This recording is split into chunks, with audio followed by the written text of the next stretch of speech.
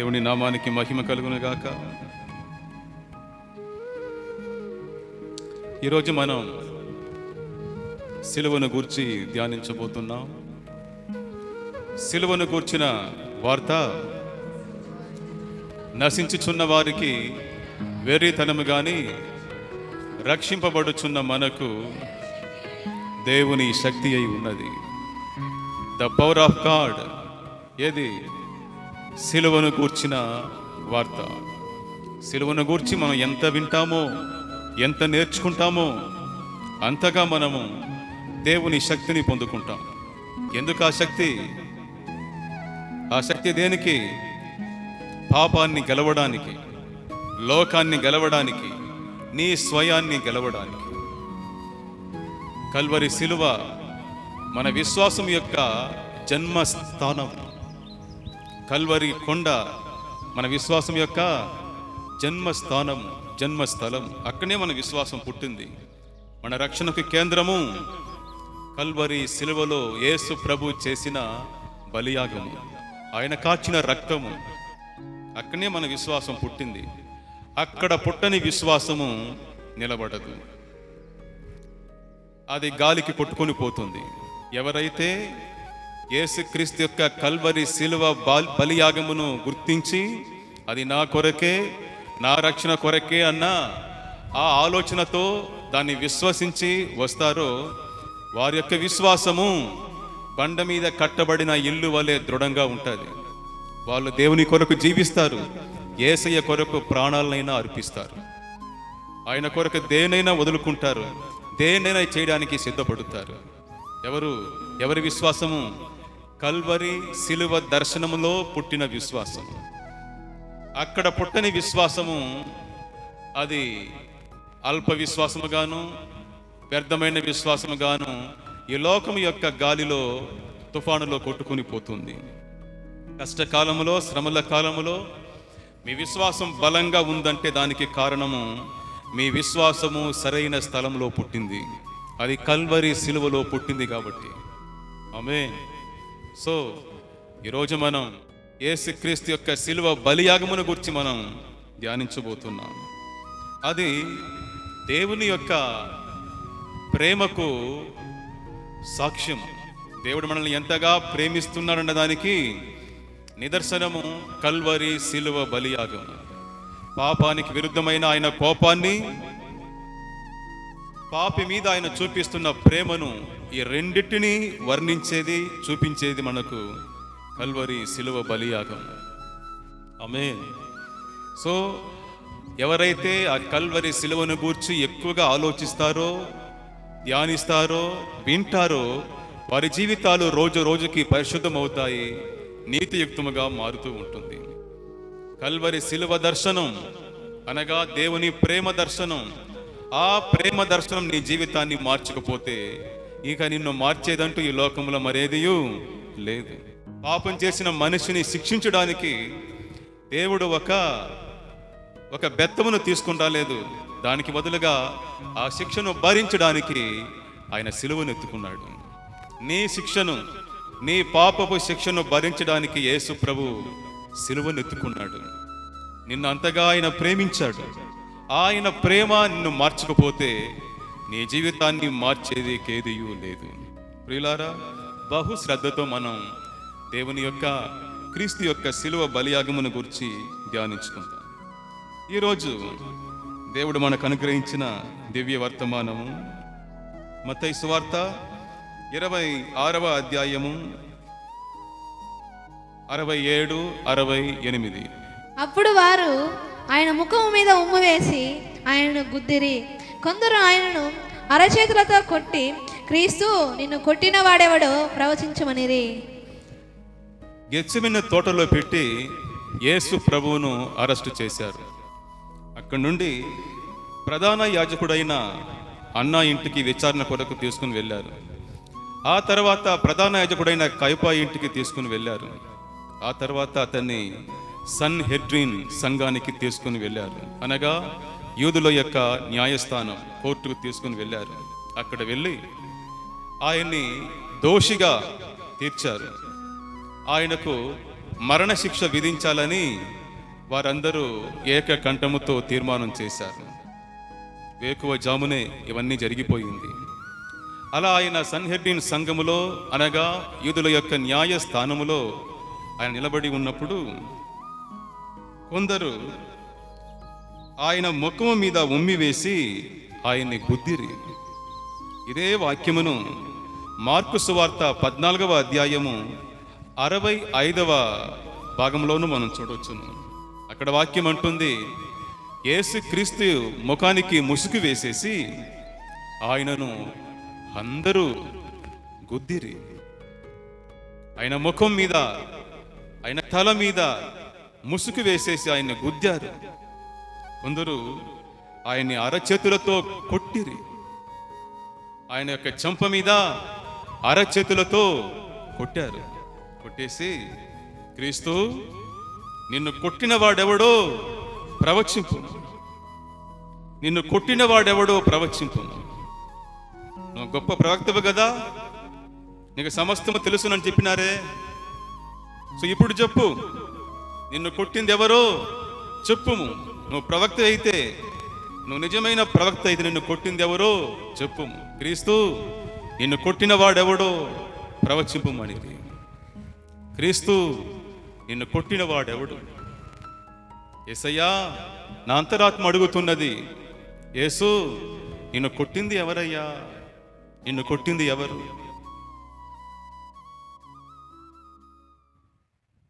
అతి బ్రహ్మాండమైన సింహాసనములో దావీదు మహారాజు కూర్చొని ఉన్నాడు.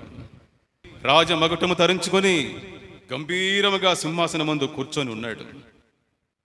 వాకిట ముందు, ద్వార ప్రవేశం ముందు నాతాను ప్రవక్త ఎంటర్ అవుతున్నాడు. నాతాను గారిని చూడగానే దావీదు మహారాజు, రండి రాజగురు, ఏమి ఎలా వచ్చారు, ఏం విశేషమని అడిగాడు. మహారాజా, తమరి దగ్గరకు ఒక వ్యాజ్యం తీసుకొని వచ్చాను, ఒక ఫిర్యాదు తీసుకొని వచ్చాను. ఏం ఫిర్యాదు? చక్రవర్తి గారు, ఒక పట్టణంలో ఒక ధనవంతుడు ఉన్నాడు. ఆ ధనవంతుని దగ్గర విస్తారమైన గొర్రెలు, గొడ్లు ఉన్నది. అదే ఊర్లో ఒక బీదవాడు, అతడు ఒక ఆడ గొర్రె పిల్లను కొనుక్కొని దాన్ని అల్లారు ముద్దుగా పెంచుకుంటున్నాడు. అది వారితో కూడా తింటూ, వారితో కూడా త్రాగుతూ, వారితో కూడా పడుకుంటూ, వారింట్లో ఒక మనిషిలాగా అది లీనమైపోయింది. తన కూతురులాగా దాన్ని చూసుకుంటూ ఉన్నాడు. ఇలా ఉండగా ఒకరోజు ఆ ధనవంతుని ఇంటికి ఒక అతిథి వచ్చాడు.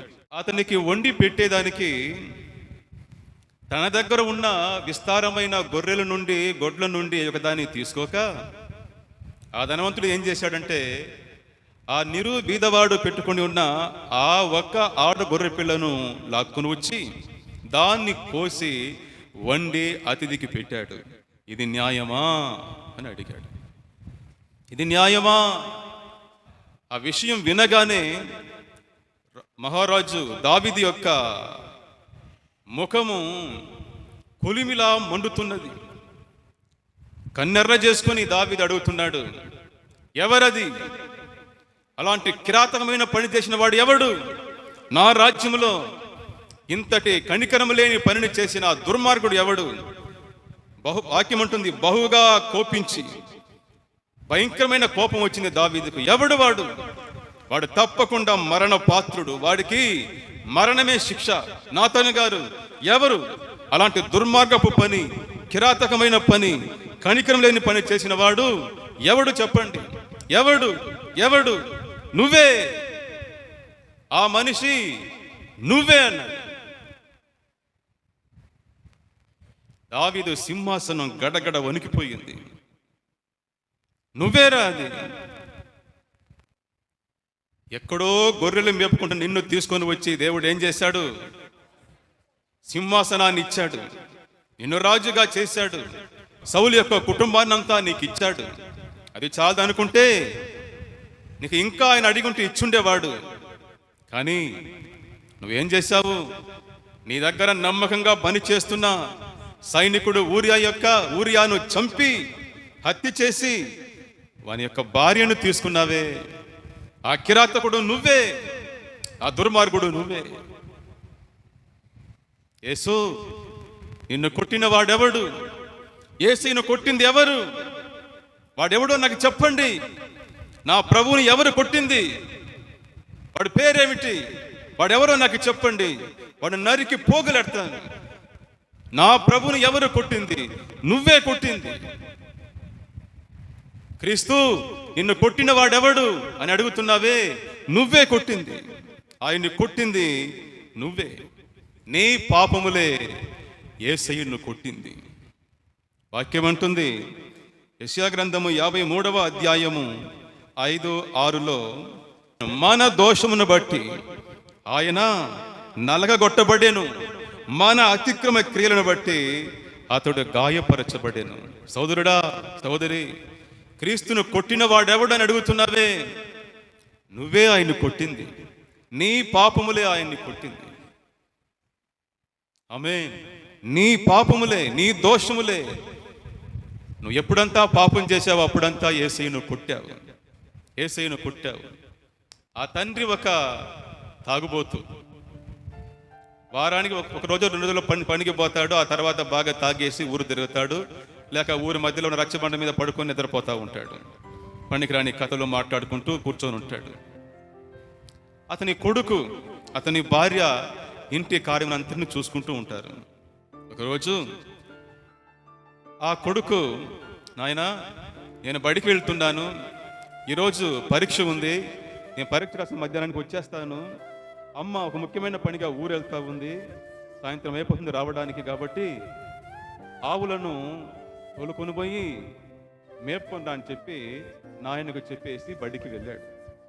కానీ అతడు ఎప్పటిలాగానే తాగేసి రచ్చబండ మీద కూర్చొని పనికిరాని కార్యాలు మాట్లాడుకుంటూ కాలయాపన చేస్తున్నాడు. మధ్యాహ్నం వచ్చి ఆ కుమారుడు చూడగానే ఆ ఆవులు పాపం కట్టబడి ఉంది. దీనంగా అతని వైపు చూసింది. దాన్ని చూడగానే జాలేసి, సరే కాసేపైనా దాన్ని మేపుకొని వస్తామని చెప్పి దాన్ని విప్పుకొని ఊరు పక్కనే ఉన్న అడవికి తోలుకొని పోయాడు. కానీ ఆ సమయం ఆ పక్క ఊరికి ఆ ఊరికి మధ్య గొప్ప అతి భయంకరమైన గొడవ ఒకటి పోతా ఉంది. సో పక్క ఊరు వాళ్ళు, ఈ ఊరు వాళ్ళు ఎవరైనా దొరికితే వారిని కొట్టాలనే ఒక ద్వేషంతో, ఉద్దేశంతో ఆ పక్క కాసుకొని ఉన్నారు. ఈ అబ్బాయిని చూడగానే యువకుడు, యవనస్తుడు చూడగానే దొరికినాడురా అని చెప్పి వాళ్ళందరూ మూకుమ్ముడిగా వచ్చి అతని మీద దాడి చేశారు. కర్రలతో విచ్చలవిడిగా కొట్టారు. ఆ దెబ్బలకు తట్టుకోలేక స్పృహ తప్పి పడిపోయాడు. పాపం పడిపోయిన అతన్ని వదిలేసి వారందరూ వెళ్ళిపోయినారు. చాలాసేపు తర్వాత స్పృహ వచ్చి ఎలాగో బలం తెచ్చుకొని ఇంటికి వచ్చి చేరాడు. కానీ ఒళ్ళంతా కమిలిపోయిన దెబ్బలు, వాసిపోయి ఉంది. తల్లి చూసి బోరుమని ఏడ్చింది. ఆ గాయాలు చూసి, ఆ దెబ్బలు చూసి ఆ తండ్రి కూడా ఏడ్చాడు.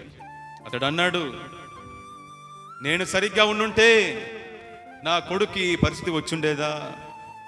నా కొడుకును కొట్టింది పక్క ఊరు వాళ్ళు కాదు, నేనే కొట్టింది. ఈ దెబ్బకు కారణము నేనే. నా యొక్క ఈ త్రాగుడు అలవాటే నా బిడ్డ యొక్క ఈ స్థితికి కారణమని భయంకరంగా ఏడ్చాడు. ఆ రోజు నుండి తాగడము మానేశాడు. బుద్ధిగా కుటుంబాన్ని నడిపించేవాడు. ప్రియులారా, మనం సరిగ్గా జీవించకపోవడం వలననే మన ప్రభు అయిన యేసు క్రీస్తును ఆ రోజు అల్లరి మూకలు ఏకమై ఆయన్ని కొట్టి హింసించి బాధ పెట్టారు. యేసు క్రీస్తు, నిన్ను కొట్టిన వాడెవడు? నేనే ఆయన్ని కొట్టింది. నువ్వే ఆయన్ని కొట్టింది. ఆయన దెబ్బలకు కారణము, ఆయన గాయాలకు కారణము నువ్వు చేసిన పాపాలే, నేను చేసిన పాపాలే. మనమే కొట్టేసి మనమే అడుగుతున్నాం, క్రీస్తు నిన్ను కొట్టిన వాడెవడయ్యా? నిన్ను కొట్టిన వాడెవడు? ఎంత దారుణం! ప్రియ సోదరుడా, సోదరి, యేసయ్యను కొట్టింది ఎవరో కాదు, కొట్టిన చేతులు కావాలంటే వారిదే ఉండవచ్చును కానీ పుట్టించింది ఎవరు? నువ్వే. నీ పాపములే, నీ దోషములే, నీ అతిక్రమములే యేసయ్యను ఆ రోజు పుట్టించింది. యేసయ్యను సిలువలో వేసింది, ఆయన గాయపరిచింది, ఆయన చంపింది. మొత్తము మనం చేసిన పాపములే. మనమే ఆయన యొక్క మరణానికి కారణం. మన కొరకు ఆయన సిలువలో మరణించాడు. వాక్యం చెప్తుంది, మీ కొరకు, మీ కొరకు, మీ పాపముల కొరకు, మనుషుల యొక్క పాపముల కొరకు యేసుక్రీస్తు సిలువలో మరణించాను.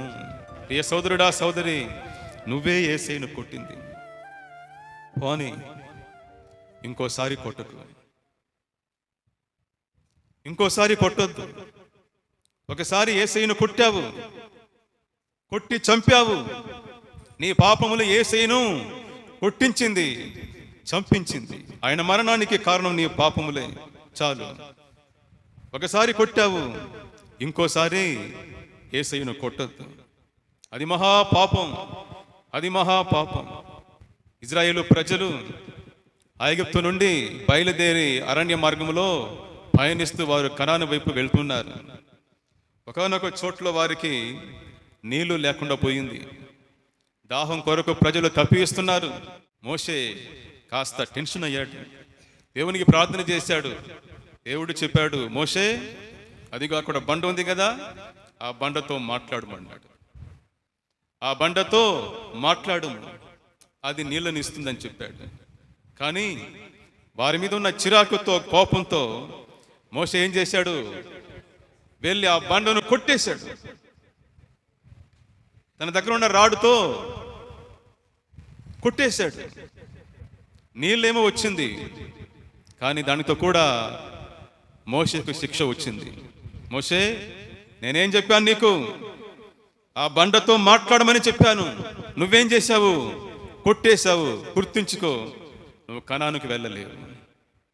ఏ కనాను కోసమైతే ఈ ప్రజలు నడిపిస్తున్నావో ఆ కనానుకు నువ్వు వెళ్ళలేవు. ఎందుకంటే నేను చెప్పింది మాట్లాడమని, బండతో మాట్లాడమని. నువ్వు బండను కొట్టావు. ఏమండి, బండను కొట్టడం అంత పెద్ద తప్ప? బండను కొట్టడం అంత పెద్ద తప్ప? తప్పే. ఎందుకంటే బైబిల్ అంటుంది, క్రీస్తే ఆ బండ, ఆ బండ క్రీస్తే, యేసే ఆ బండ. ఆ బండను ఇంకోసారి కొట్టకూడదు. ఎందుకు మోషే కొట్టాడంటే, ఆల్రెడీ ఇదే విధమైన సంఘటన జరిగినప్పుడు అప్పుడు బండను దేవుడు కొట్టమన్నాడు. బండను దేవుడు కొట్టమన్నాడు. కొట్టినప్పుడు నీళ్లు వచ్చింది. ఇది రెండవసారి జరిగింది. ఇప్పుడు దేవుడు బండతో మాట్లాడమన్నాడు, కొట్టకూడదన్నాడు. ఎందుకంటే ఆ బండ యేసు క్రీస్తును సూచిస్తుంది. ఆ బండను కొట్టకూడదు. ఒక్కసారి కొట్టబడాలి ఆ బండ. రెండవసారి ఇంకోసారి ఆ బండను కొట్టకూడదు. ప్రియులారా, యేసు క్రీస్తు ఒక్కసారి మన కొరకు సిలువలో బలి అయ్యాడు. ఒక్కసారి ఆయన బలియాగం అంతటితో పాపం కొరకైన విమోచన కార్యక్రమం కంప్లీట్ అయింది, పరిపూర్ణమైంది.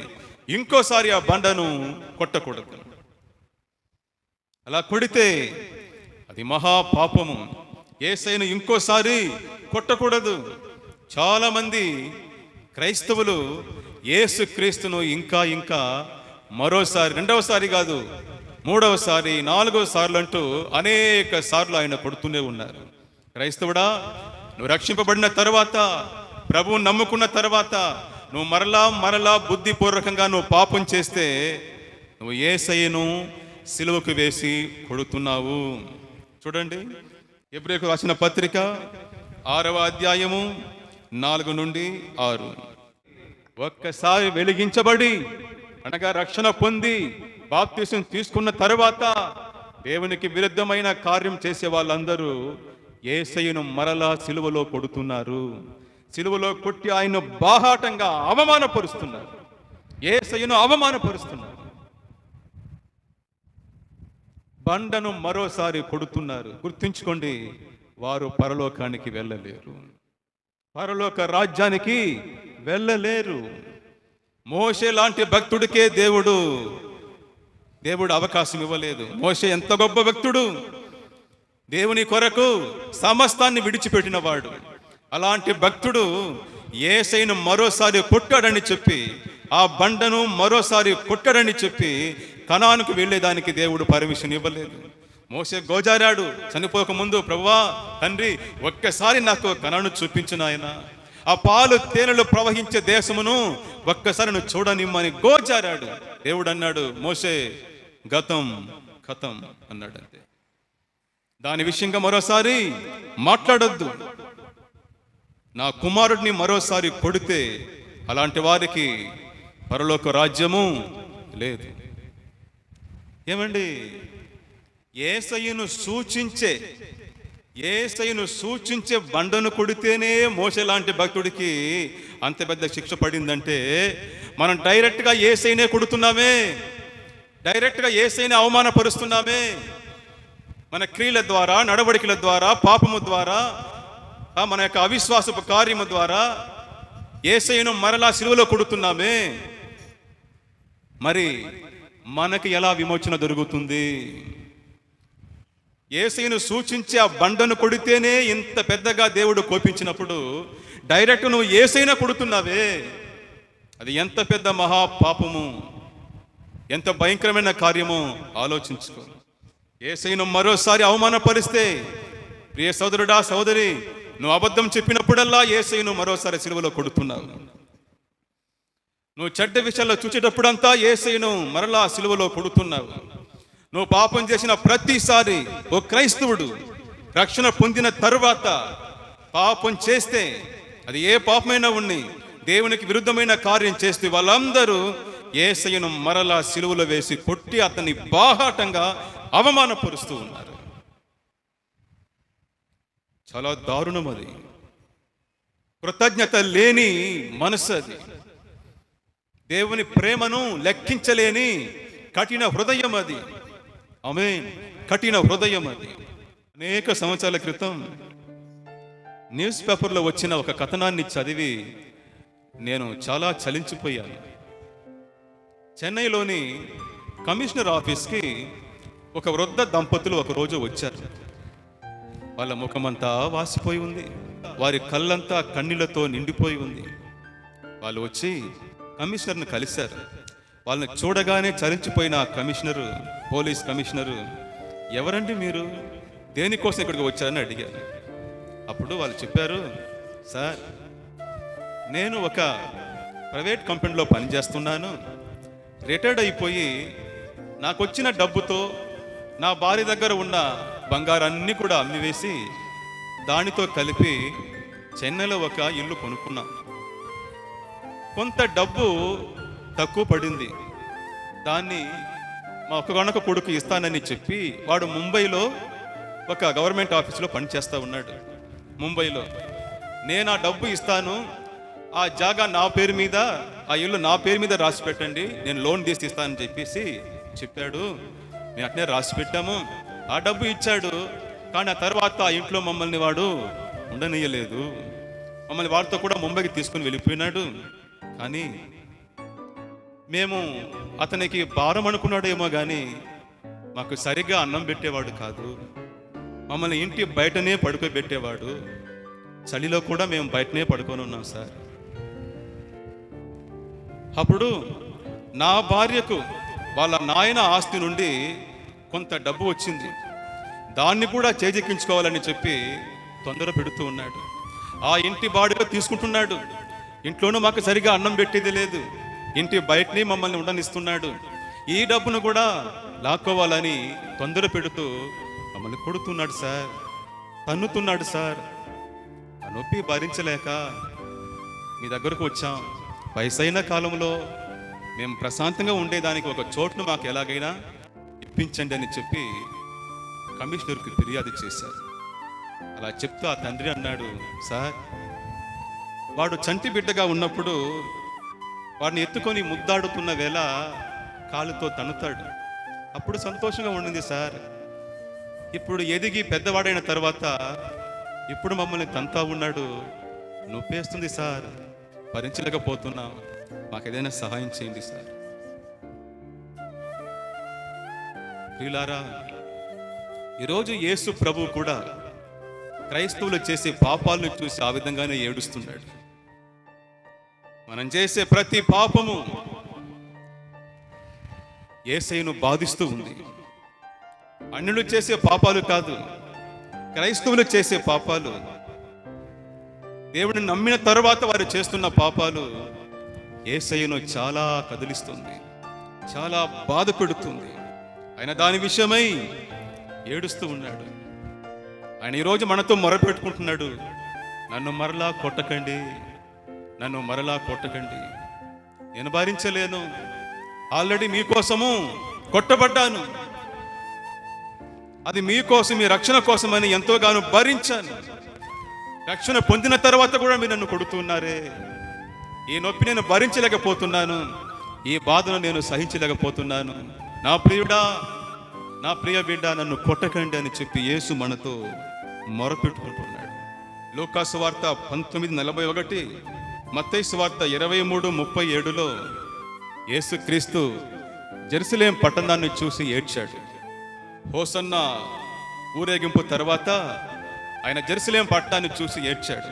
జెరూసలేమా, జెరూసలేమా, కోడి తన పిల్లలను రెక్కల కింద ఏ విధంగా చేర్చుకొనునో ఆ విధంగా నిన్ను చేర్చుకోవాలని ఎన్నో మార్లు నేను ప్రయత్నం చేశాను, కానీ ఒప్పుకోలేదే అని యేసు ప్రభు ఆ పట్టణాన్ని చూసి, ఆ జనాన్ని చూసి ఏడ్చాడు. లేదు, ఆ ప్రజలు యేసయ్యను ఏడ్పించారు. యెరూషలేము ప్రజలు యేసయ్యను ఏడ్పించారు, ఆయన బాధ పెట్టారు. యేసయ్య పట్టణాన్ని చూసి కన్నీళ్లు విడిచి ఏడ్చారు. వీళ్ళారా, ఆ రోజు యేసయ్యను వారు ఏడ్పించారు. ఇదిగో ఈ రోజు వరకు యెరూషలేము ఏడుస్తూనే ఉంది. 2000 సంవత్సరాలు దాటినా ఈ రోజు వరకు యెరూషలేము ఏడుస్తూనే ఉంది. ప్రతిరోజు బెయిలింగ్ వాల్ దగ్గరకు వచ్చి పిల్లపించే గోడ ఒకటి ఉంది అక్కడ యెరూషలేములో, ఆ గోడ దగ్గరకు వచ్చి వందలాది యూదులు ఏడుస్తూనే ఉన్నారు. వాళ్ళ దేశం యొక్క పరిస్థితిని చూసి ఏడుస్తూనే ఉన్నారు. యేసయ్యను ఏడిపిస్తే ఈ మహా పెద్ద పాపం. యేసయ్యను ఏడిపించి నువ్వు సంతోషంగా ఉండగలవా? యేసయ్యను అవమానపరిచేసి నువ్వు గౌరవంగా బతకగలవా? నిన్ను సృష్టించినా రక్షించినా నీ దేవునికి బాధ కలిగించి, ఆయన గుండెను చీల్చేసి, ఆయన కళ్ళల్లో కన్నీళ్లు రప్పించేసి నువ్వు సంతోషంగా ఉండగలవా? ఎలా అనుకుంటున్నావు? ఆ విధంగా నువ్వు పాపం చేసే ప్రతిసారి యేసయ్యను బాధ పెడుతున్నావు, ఆయన మనసును విరగొడుతున్నావు. ఆమేన్. ఆయన మనసును విరగొడుతున్నావు. ఈరోజు ఆయన మనతో వేడుకుంటున్నాడు, మీ పాపముల చేత నన్ను మరలా కొట్టకండి అయ్యా, నన్ను అవమానపరచకండి అయ్యా, నేను భరించలేను, తట్టుకోలేను అని చెప్పి.